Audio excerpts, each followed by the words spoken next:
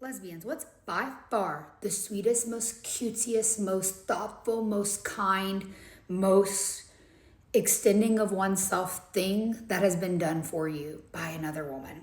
I'll go first. So, my partner, my now partner, and I were just friends when we met up in May this last year to explore Italy for the summer. And we both knew that it could turn from more than friends, and that was exciting, and it did.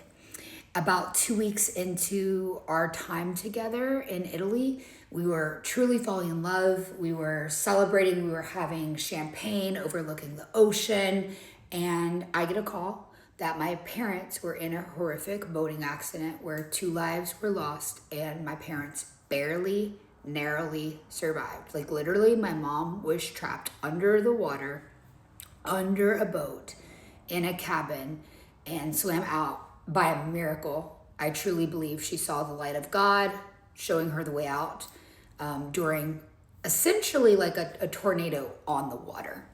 It was traumatic. All that to say, there were a lot of things pre-paid for and pre-planned as our trip was going to continue, because we were like, oh, we are really getting along and we're like vibing like that, like not as friends anymore. So she ends up being like, hey, for your birthday, let's do these really fun things in France. So instead of just staying in Italy, she books a really nice hotel in France. And I've never been to Disneyland Paris, and I've worked at Disney. I'm a Disney freak of nature. I am a Disney gay. I was so excited. She had already bought Disney Paris tickets, and she was about to, thank God she didn't, she was about to buy Taylor Swift tickets for, I think like Madrid or wherever she was going to be, and then was going to fly us there next. And that was going to be like a part of my birthday gift. But with this being said, thank God she didn't buy that yet. She had got the hotel and Disneyland Paris tickets. And I was so excited. I was so excited to go to Paris with her. I always said I never wanted to go to Paris with someone until I was truly in love with them. Like, go to Paris until I'm in love with the love of my life. I've never been yet. So I was like, okay, I knew I didn't want to meet her in Paris. I knew I wanted to make sure that this was going really well and we were in love. And once that happened, I was like, okay, dude, Paris would be amazing. And she's like, yeah, we'll do that for your birthday. So we planned the whole thing. I get a call while we're in Italy, having a grand old time, that my parents are in this boating accident. And what does my partner do? She literally loses all of the money for the hotel room, all of the prepaid Disneyland Paris, never complains once. Beyond the loss of that, which was probably about $10,000, she, I would say, surprises me, but surprises is the wrong word, because I was in a state of shock. I didn't sleep for 2 days because I didn't get to hear my mom's voice, and like I truly thought like, oh, my mom's dead too, and like no one's telling me this because I'm in Europe, and like I was losing my mind. Some of my closest friends in the whole world, family, friends, passed away, and my mom was literally trapped underwater, and I'm having all these nightmares, and I need to get home. She books me a flight home so that I can get home. I have a online coaching program that I do for women building their brands. I still taught it. I was in such a state of shock. I did not sleep for 2 days.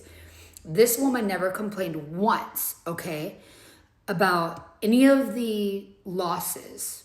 And it was a lot of money that she lost for Disneyland Paris and for the hotel. Never complained to me once. She filled up my bath water with kettles because the bath water wouldn't get hot enough where we were at in Italy. Like it was really hard to find like a lot of hot water. And I was like losing it. So she booked me a flight home that I didn't even have to pay for. Like, how nice is that? I was not well, mentally not well.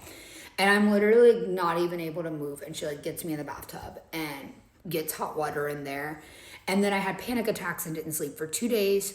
And grief and confusion and thinking your parents could be dead is like like having that first conversation on the phone where like you don't know if they're alive and like someone's telling you the story of it, it does something to your psyche. I can't explain what, but I could not shake like the visions I was having of my mom fighting for her life under the water, trapped underwater like Titanic level, like could not get over it. And I would have nightmares of like my mom in an underwater obstacle course. Essentially, like that was the nightmare, not reality, right? Like there was no underwater obstacle course. But I'm like seeing all this. I'm having terrible, terrible visions of the lost loved ones. And I also, for some reason, we're in like a 3rd floor Airbnb that's highly secure.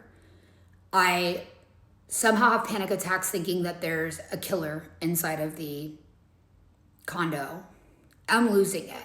I'm like, baby, can you check the door? Can you check the door? Can you check the door? I'm having panic attack after panic attack, not sleeping. She doesn't complain once.